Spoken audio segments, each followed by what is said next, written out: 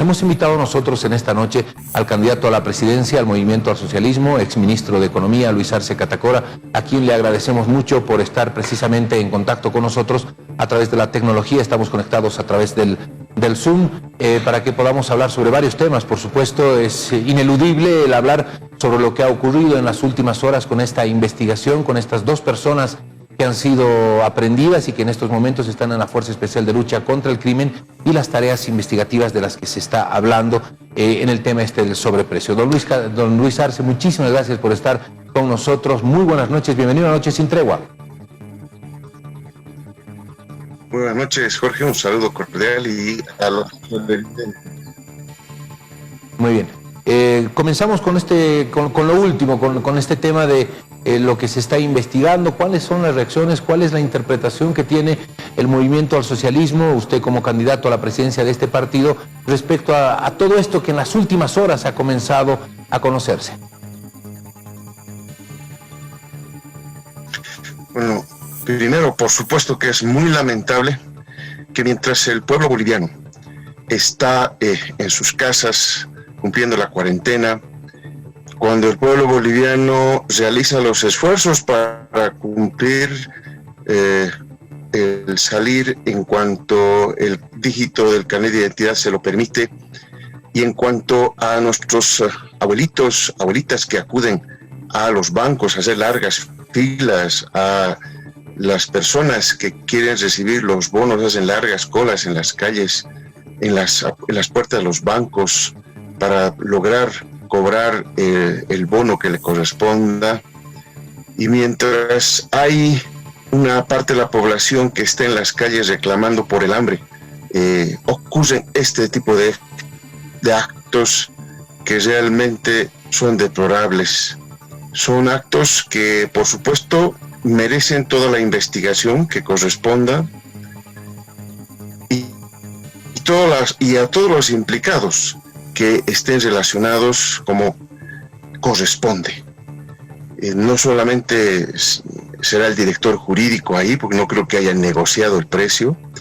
Yo creo que hay otras personas más que tienen que ver con la negociación, con los contactos, con la forma de que se ha encarado este hecho, para poder darle claridad al pueblo boliviano, porque no se puede jugar con la salud ni con este tema tan deplorable como es hacerse la burla del pueblo boliviano, una compra tan importante para salvar la vida de los bolivianos. O de actos que no deberían repetirse jamás en el país. A ver, respecto al tema antes de que sigamos avanzando sobre otros temas, don Luis Arce, usted dice que se conocieron en las redes sociales, que seguramente usted las ha visto también, algunas fotografías, de que el director jurídico era parte del anterior gobierno, estaba como colaborador de Gabriela Montaño. No sé qué información tienen ustedes sobre ese tema.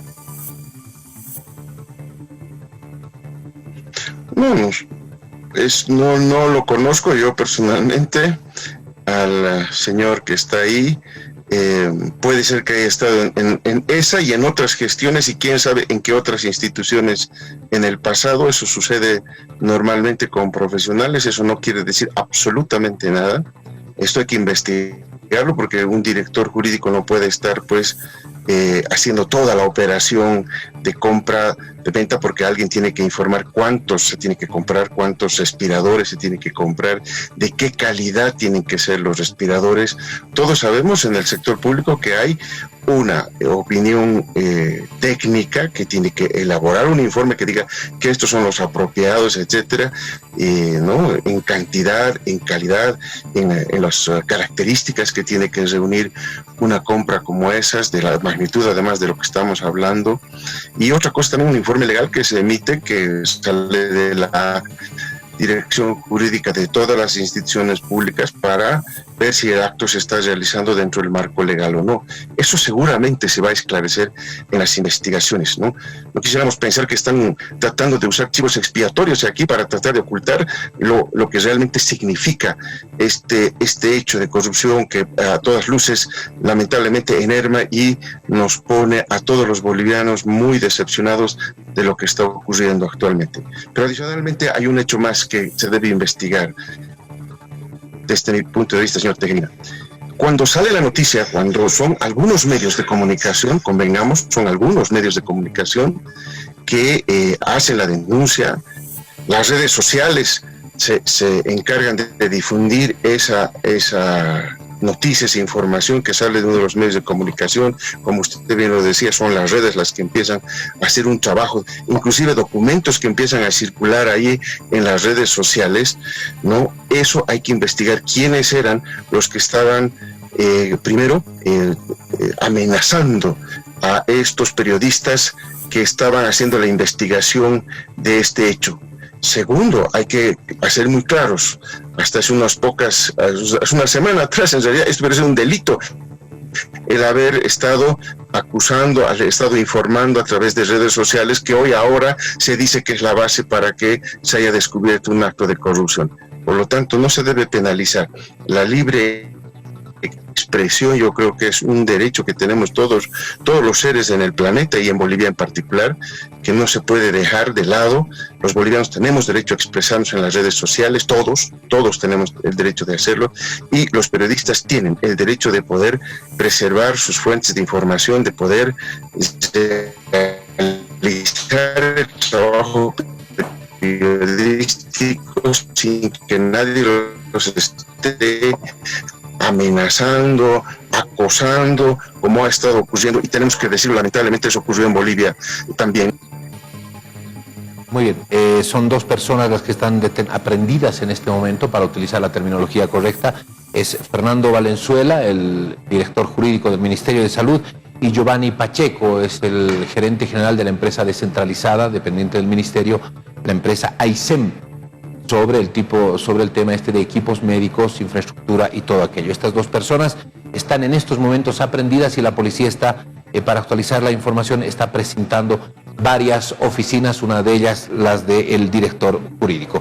Don Luis Arce Catacora nos acompaña en esta noche, 22:20. Él es candidato a la presidencia por el Movimiento al Socialismo, ex ministro de Economía. ¿Cuál es la evaluación que usted ha hecho sobre el tema de la cuarentena? Estos más de 50, casi 60 días que estamos en cuarentena, ¿cómo se ha manejado el tema desde el Movimiento al Socialismo? ¿Cómo se ve este asunto, esta evaluación de la cuarentena? Bueno, primero, desde que se detecta a principios de marzo en nuestro país los dos primeros casos de coronavirus, la actitud nuestra ha sido muy clara. Hemos sido el primer partido político en suspender la campaña electoral para que se pueda dar curso a todas las medidas que el caso aconseje para combatir la pandemia, que por cierto fue anunciada en enero de este año por la Organización Mundial de la Salud. Por lo tanto, nosotros hemos sido los primeros, y además, viendo las medidas que ya se venían y los problemas que se venían venir, sacamos una serie de videos y los efectos que esta tiene. Queda claro que la cuarentena, no, ya sea la parcial que se ha tomado inicialmente, luego se corrige a hacer una cuarentena total, recordemos, en esa cuarentena se corrige el coronavirus. Es simplemente todos los países lo hacen para que el Estado gane tiempo, para que se prepare, para que puedan, para los de terapia, los enfermos que necesitan terapia intensiva, por ejemplo, el número de camas, de unidades de terapia intensiva que se necesitan, para enfermeras, médicos, y en nuestro caso boliviano, para los militares y los policías que estaban coadyuvando en la tarea de hacer cumplir también la cuarentena, el dotar de las pruebas, los tests para ver si una persona porta o no porta el coronavirus, en fin, toda esa para que el Estado pueda dotarse de todo esto y poder enfrentar la epidemia. Y por lo tanto estamos aquí más de 50 y tantos días, ya estoy perdiendo tantos días que estamos aquí, estamos perdiendo ya la cuenta de los días que estamos en cuarentena, y la verdad hay problemas que se han dado muy claros. No ha habido oportunidad en las políticas, ha habido improvisación, lamentablemente, ha habido imprecisión, ineficiencia en la aplicación de las políticas, no hay pruebas, se dice que iban a llegar un número de pruebas, no las hacen, se dice que iba a llegar un número de respiradores, no llegan los respiradores, en fin, muchos problemas, muchas complicaciones y sobre todo mucha improvisación. No ha habido una secuencia importantísima para garantizar que mucha gente pueda hacerla en su cuarto o en su casa sin garantizarle el sustento mínimo, como ha querido hacer el gobierno. Después de que saca la disposición de la cuarentena, recién está tratando de sacar las políticas sociales paliativas, que inclusive hoy el Banco Mundial, el BID, todos los organismos internacionales aconsejan de aplicar políticas sociales. Nosotros, recordarán los televidentes, mediante mensajes de video y tweets y además un documento que se llama Primero la Vida, hicimos varias propuestas oportunas para poder ir resolviendo estos que iban a surgir, estos problemas que iban a surgir ya, que se veían surgir de la realidad boliviana, del conocimiento que se tiene de la realidad económica y social del país. No es otra explicación lo que ha ocurrido con nuestros abuelitos, que fueron los primeros en que nosotros dijimos que se les pague en su domicilio, que se les vaya a hacer atención médica al domicilio de nuestros abuelitos y abuelitas. ¿Por qué? Porque sencillamente es el sector más vulnerable, pero no. Este gobierno dice, tienen que mandarlos a hacer cola, a cobrar su renta de pensiones, su renta de dignidad, los bonos de contagio, y además al roce con muchas personas que también están haciendo lo suyo en el sistema financiero. Adicionalmente, dijimos, hay que dar una canasta a la gente, porque hay mucha gente que vive al día, que si se la vamos a llevar a la cuarentena, esa gente no va a tener con qué comer necesariamente, hay que proporcionarles, pero oportunamente, no el 30 de abril, estamos hablando del mes de marzo, y se propone hacia el 30 de abril el pago de un bono que al final ni siquiera el 30 de abril se paga, se lo posterga al 5 de mayo, una fecha de esas así, y de pronto, ¿verdad? Igual estamos sin poder satisfacer las necesidades, está en problemas, sufriendo hambre. Al boliviano, lamentablemente, se lo ha condenado, ¿no?, a que o se muere de hambre en su casa, o se muere de hambre, o se muere por coronavirus en el contagio en la calle. Y esa contradicción no puede haber. Lo que pasa es que es algo absolutamente inhumano tratar de pensar en que ese tipo de situaciones sería la conveniente para el país. No se pensó en el tema social y lamentablemente hay mucha gente que salía todavía, estaba en las calles, y no porque no quería cumplir la cuarentena, sino porque necesitaba una ayuda para poder dar un pan a los hijos cada día, como era su costumbre antes de que pase la cuarentena. Por lo tanto, se han cometido muchos errores. Este es un tema centralísimo que ha generado una serie de problemas, inclusive represión por parte de algunos policías, en fin, que hemos visto en los medios de comunicación sobre esas personas. Lamentamos esos hechos. Y el otro tema, ¿no?, que tampoco durante todos estos días se ha visto una claridad de protocolos que se tiene que hacer para poder atender a la gente.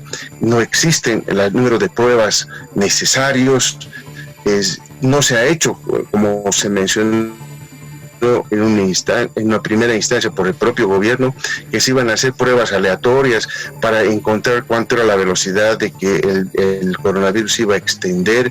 No se aislaron oportunamente a las personas que estaban vinculadas, no se hizo el rastrillaje de poder ver para que esto pueda tener un menor efecto. En fin, muchas cosas que deberían haberse hecho no se las han hecho, y cuando se las hacen, como el caso de la compra de los respiradores, no son los más adecuados, y peor con el panorama que tenemos hoy en día. Por eso realmente lo que estamos viviendo es un problema muy, muy serio.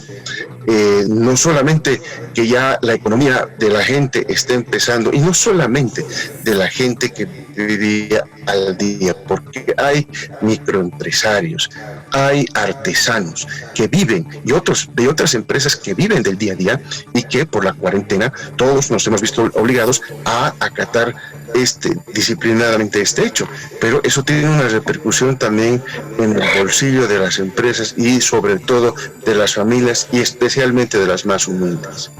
Muy bien. Don Luis Arce, permítame, son varios temas los que usted ha abordado. Voy a tratar de ir uno por uno respecto a varias de estas consideraciones. Por supuesto, el tema económico es muy importante. El tema de las marchas, de los bloqueos, de lo que se está generando, por ejemplo, en Caracara y Apacaní, lo que pasó ayer en San Julián. Bueno, son varias cosas de las que voy a ir preguntándole, por supuesto. Este tema de la cuarentena ha ingresado necesariamente en un terreno político. En ese terreno político es donde se habla sobre el tema de la salud, se habla sobre el tema de las elecciones y todo aquello. En el tema de la salud, el gobierno ha reiterado insistentemente que durante 14 años el gobierno del MAS, del que usted fue parte, no hizo lo que tenía que hacer en cuanto al tema salud, en cuanto al tema de infraestructura, en cuanto al tema de equipamiento, que estos 14 años del gobierno del MAS no se le dio la atención necesaria a la salud.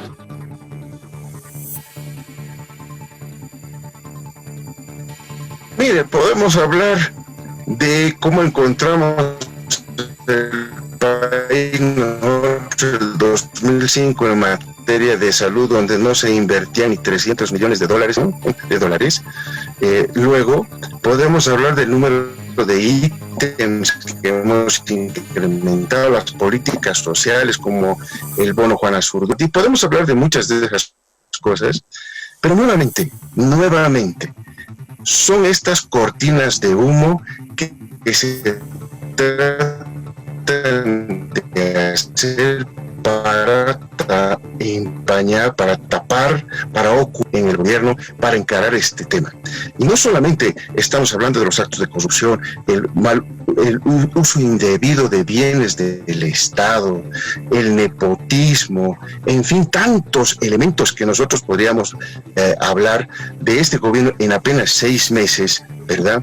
Y que se busca siempre empañar con estas cortinas de humo de 14 años. Lo cierto es, en el planeta, que ningún país estuvo preparado para enfrentar el coronavirus, porque es pues una pandemia muy específica que requiere, por lo tanto, cuidados y necesita el material y equipamiento especializado para combatir esa pandemia que se da en el mundo, que arranca en diciembre del año pasado. Entonces nadie estaba preparado, ningún país. Vean ustedes lo que ha pasado con los propios Estados Unidos, con países como España, como Italia, en fin, como la propia China, que no estuvieron preparados. Y entonces el desafío de enfrentar esta pandemia no puede acusarse al pasado. Este es un tema de la gestión actual. Este es un tema de la gestión actual. ¿Quién pues tenía que comprar los respiradores? ¿Quién tenía que tener el equipamiento de bioseguridad para los médicos, para las enfermeras que hoy se están enfermando y están muriendo? Para nuestros policías y miembros de las Fuerzas Armadas, que también se están enfermando y también están muriendo en las calles porque no se les equipó oportunamente de todo esto. ¿Quién tenía que hacerlo? Teníamos que prever hace 14 años comprar ese tipo de elementos. No. ¿Quién tenía que ver ideológicos?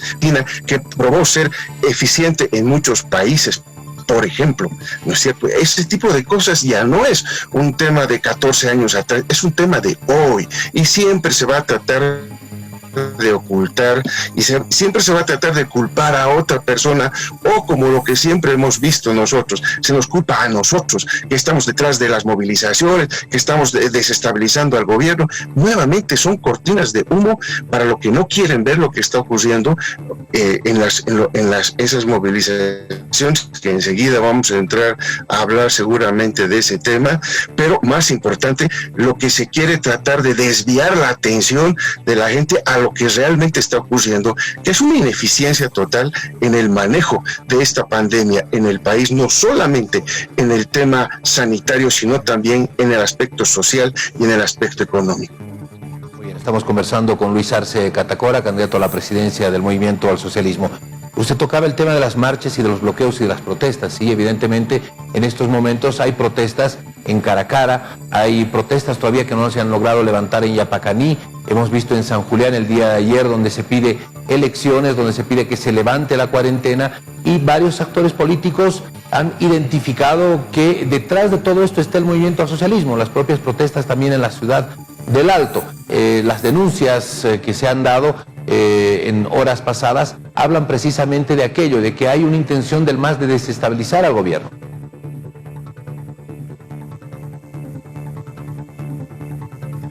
Mire,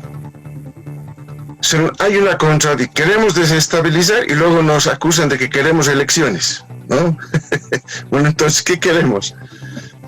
Primero. Segundo, nos han acusado hasta de lo que los bolivianos que estaban en Chile querían ingresar a Bolivia, y los culpables son los masistas que están haciendo revuelo porque quieren entrarse al país.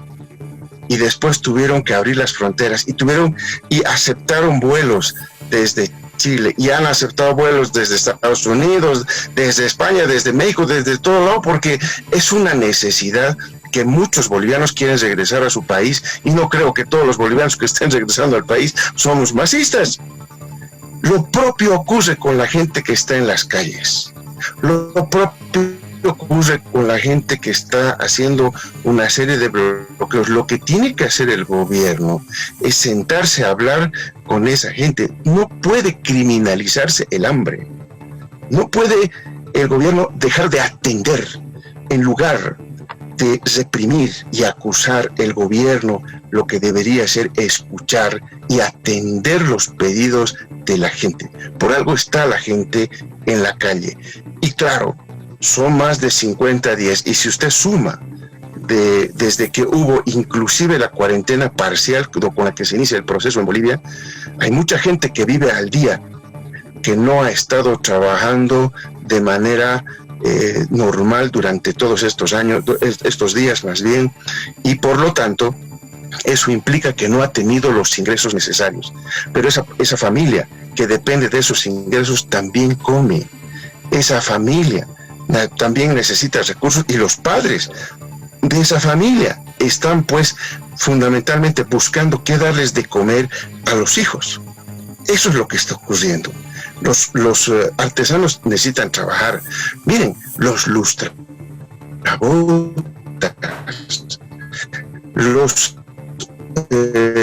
los hermanos que están haciendo la atención en las llanterías, en la mecánica, y que no han tenido vehículos durante todos estos días. ¿De qué están viviendo? Toda esa gente, ¿de qué está viviendo? Si el gobierno no se ha preguntado esto, si tiene esa insensibilidad de no darse cuenta de que existen esos casos, y que sus bonos y que toda su política no pudo resolver los problemas porque fue inoportuno, ineficiente, en fin, todo lo que ya hemos venido reclamando en varios videos, ¿verdad? Es pues el tema que no quiere atender los verdaderos motivos de los que la gente está en la calle. Habrá sin duda a gente que no esté en ese tren, pero eso es lo que tienen que investigar ellos. Pero la gran mayoría, cuando uno ve en las redes sociales las entrevistas que hacen ahí a la gente que está, ¿qué está pidiendo? Quiere trabajar porque ya no aguanta más. No dice, no tengo que llevar a la boca de mis hijos, díganme qué voy a llevar a comer a mis hijos, díganme, dicen ellos.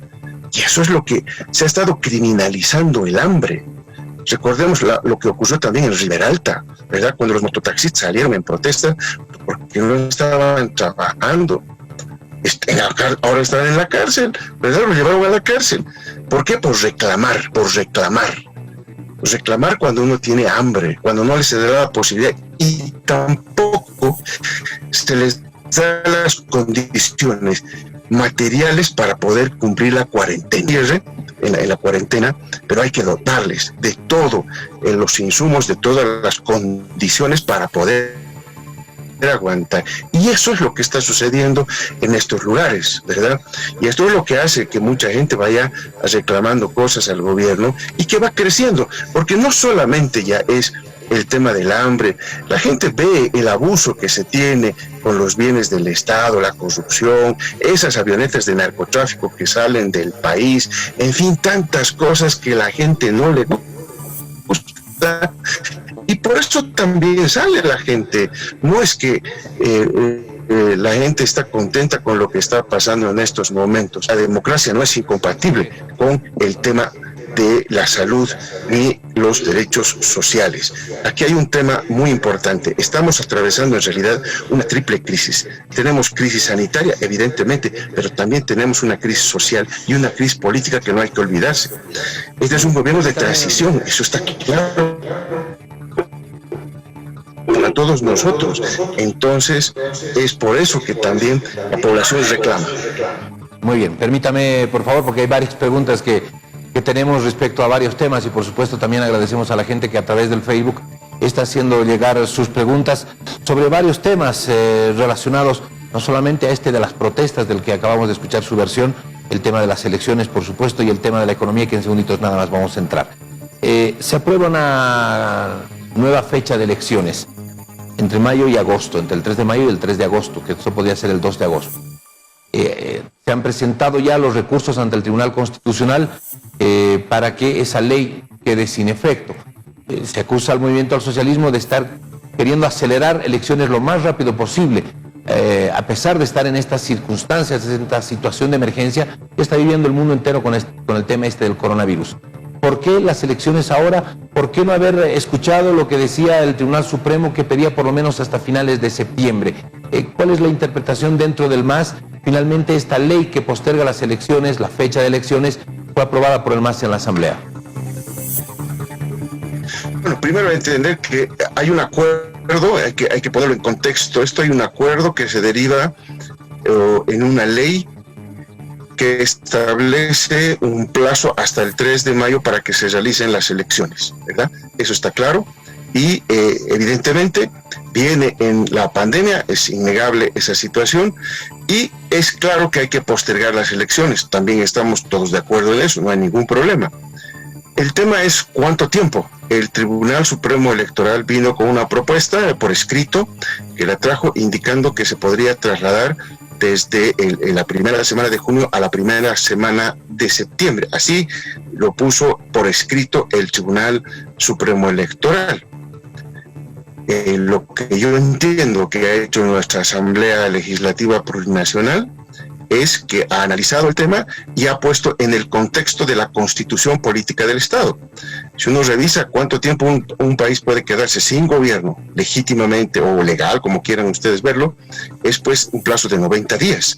No establece un plazo más allá de los 90 días, que es consistente con muchas de las aplicaciones de medidas constitucionales que ha habido en el pasado también. Por lo tanto, entonces, los 90 días rigen desde el 3 de mayo hasta que había una ley que amparaba eso, fruto nuevamente de una negociación política que hubo en el pasado, y a eso rige hasta el 3 de agosto. En otras palabras, lo que ha hecho, creo yo, la Asamblea Legislativa Plurinacional es simplemente constitucionalizar, ponerle en el contexto de la Constitución Política del Estado el plazo para la convocatoria de elecciones. No veo ningún otro problema en ese detalle. Se ha hablado sobre este tema de que el MAS quiere elecciones lo más rápido posible, lo más antes posible, y por eso es que se fija este rango de los 90 días, y por eso es que le preguntaba, el Tribunal Supremo Electoral habló de que se podía ir hasta finales de septiembre. Bueno, finalmente, en esta coyuntura, y si los enfoques no han sido alcanzados, ¿usted estaría de acuerdo con que se flexibilice el tema ese de la fecha, o debería ser un tema cerrado? ¿Qué es lo que han hablado dentro del MAS, dentro de la bancada, dentro de ustedes, que son candidatos, usted y don David Choquehuanca? Bueno, hay que partir de datos objetivos. Cuando se lanza septiembre, no sé si ustedes le han preguntado al Tribunal Supremo Electoral también qué condiciones, qué análisis han hecho del tema del coronavirus para que planteen septiembre, ¿no? Nuestro partido político también ha ido a la citación que ha hecho la Cámara de Diputados para que conozcan la opinión. Todos los partidos políticos hemos asistido ahí para que brindemos nuestro punto de vista sobre la fecha de elecciones, y tampoco hemos escuchado del Tribunal Supremo Electoral una justificación técnica, objetiva de todo eso para poder decir que es el mes de septiembre, ¿verdad? Entonces es una definición que con algunos criterios que no son muy claros los que ha tomado el Tribunal Supremo Electoral, por una parte, pero más importante, hay estudios que nosotros hemos visto. No hemos visto ningún estudio del Ministerio de Salud en Bolivia sobre la trayectoria que puede tener la pandemia. Hemos visto de la Universidad de Singapur, hay estudios que se han hecho de la Universidad de Londres, de la Universidad de Stanford, Princeton, en fin, varias, inclusive el CELAC, hemos visto que ha hecho algunas evolucionar estos métodos de proyección que esto ha ocurrido y que se han aplicado a otros países como justamente España, Italia, que ya están en salida de este tema. Todo apunta que este mes de mayo y la primera quincena del mes de junio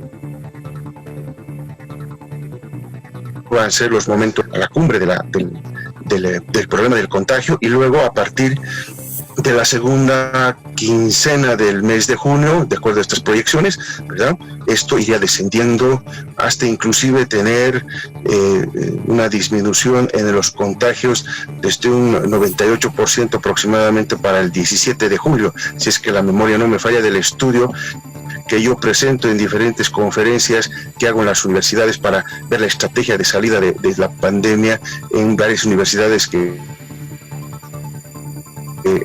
a través de este mismo medio del Zoom que hemos realizado. Hemos mostrado públicamente esos trabajos que se han hecho, ¿no?, donde se evidencia este hecho, por una parte. Por lo tanto, si es que el gobierno nacional fracasa, no puede controlar, no ha cumplido con los espacios de unidades de terapia intensiva, no ha conseguido todos esos supuestos que uno parte cuando evidentemente está uno evaluando este tipo de casos. Bueno, ahí nosotros decíamos siempre, bueno, siempre habrá pues una racionalidad de acuerdo a las proyecciones que varias universidades extranjeras han hecho sobre el caso boliviano.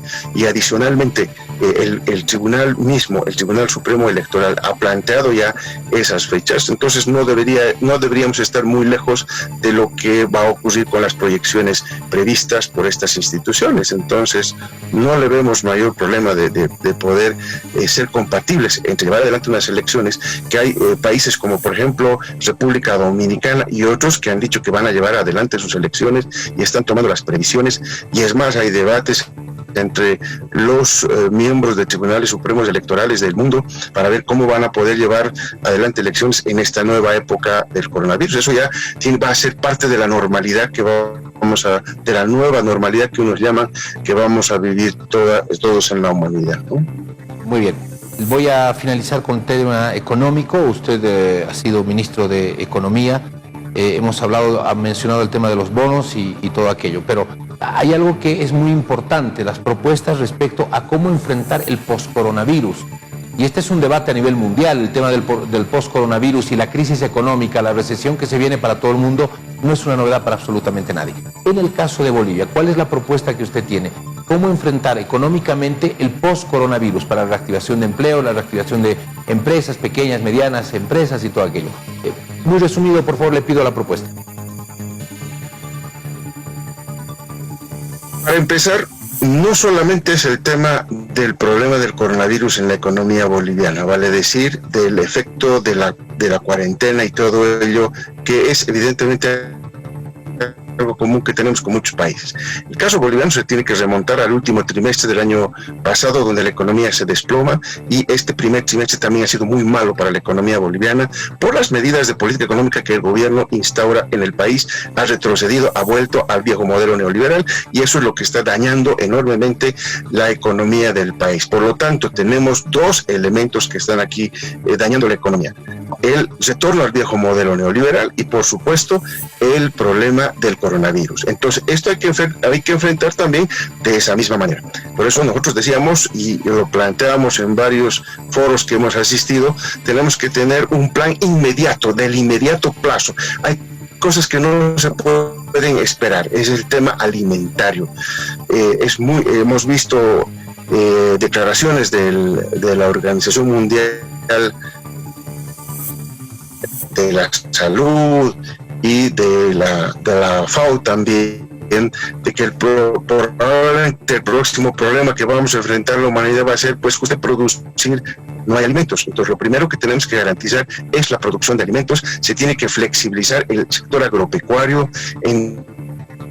que no ha ocurrido, se ha hecho una regionalización en nuestro país y no se ha priorizado, como decían ellos, la economía, no, se priorizó las regiones.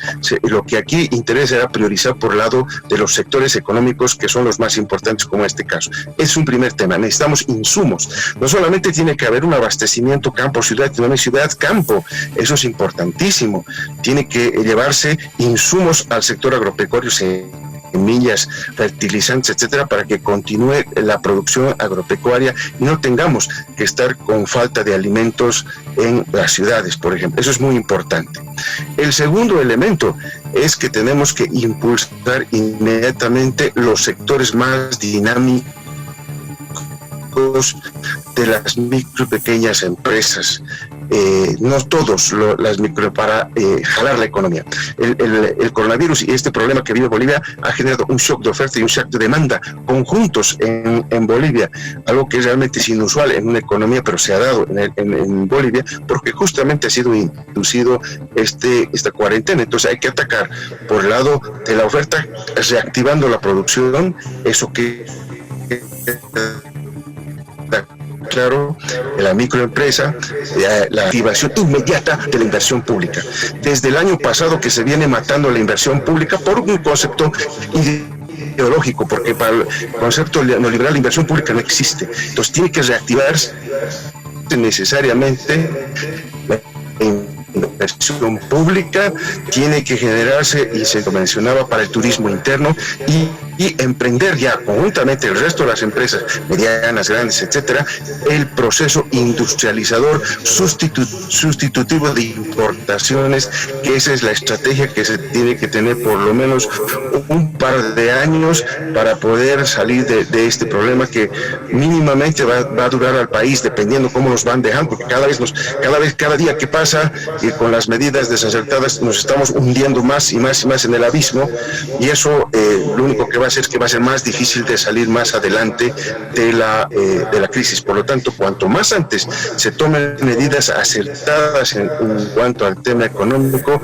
vamos a estar viendo la luz al final del túnel también más rápidamente. Y muy bien. Eso se hace tomando acciones correctas ahora. La demanda interna también se reactiva con los bonos, el fortalecimiento de las políticas sociales que se han hecho en su momento y el proceso redistributivo del ingreso en funcionamiento para que se ataque por los dos lados, generar una mayor producción, empezar a reactivar lo que se ha dormido durante todo este tiempo, que tiene un enorme costo, y también la demanda. Son los dos canales con los que se tiene que operar, y ya no más hay una agenda que es importante aplicar rápidamente.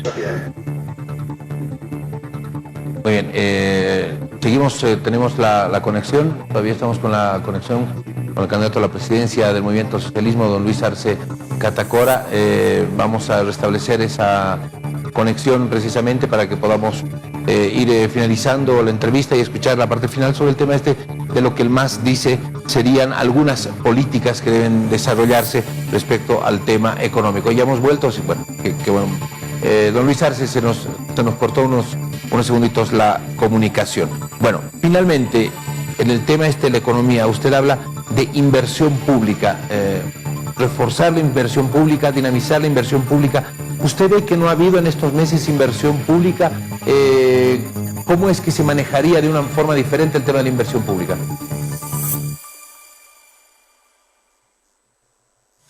Mire lo que ha pasado en el país. Los proyectos que se tenían del litio están paralizados. Los proyectos de las plantas eléctricas paralizadas. La planta de Uria se cerró 6 meses. Eso nos ha costado, ¿verdad? Por cuestiones nuevamente ideológicas, no políticas, y no ver la economía como tal. Entonces, y los proyectos de inversión, pregúntenles cómo están los alcaldes de muchas gobernaciones, las propias universidades que tenían proyectos de inversión pública. No está viendo el flujo de recursos hacia la inversión pública. Entonces, la economía se ha ido parando. Repito, es un problema que venimos arrastrando desde el último trimestre del año pasado, ¿verdad? Concretamente desde el mes de noviembre, está claro eso, que hemos tenido un crecimiento en ese trimestre de apenas del 1,1%, es lo que hace caer el Producto Interno Bruto del año pasado a solo 2,2%.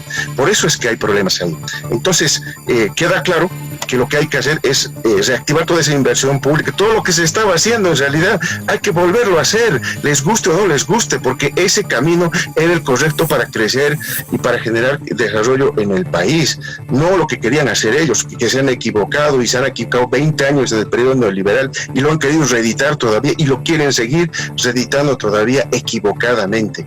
Por lo tanto, ese hecho de la inversión pública más políticas que vayan a profundizar la industrialización en nuestro país, no solamente de las materias primas, habíamos avanzado en el tema del litio, habíamos avanzado en el tema de industrialización del hierro, del mutumi, en fin, pero eso se ha paralizado, esas obras están paralizadas. Tenemos la medicina nuclear que se paralizado en el alto y que tenía una inversión pública asegurada también. Todo eso se ha paralizado, imagínense, y es lo que hoy necesita el país, dinamizar su economía, y es la inversión pública. Les guste, 2006 es el instrumento de política económica, ser pues un shock de demanda también, porque la demanda se está cayendo, porque no se ha atendido a esa gente que está en las calles hoy, y que mucha gente inclusive ni se atreve a salir a protestar porque no tiene ingresos y no sabe uno en qué situación estará esa pobre gente. Eso tenemos que reactivar. Las políticas sociales tienen que ir a reforzar esa demanda también, y tienen que focalizar más la ayuda para mejorar la demanda interna, como se lo ha hecho. Digamos, el 2006 es la solución al país en este momento y en esta coyuntura especialmente, porque ese modelo justamente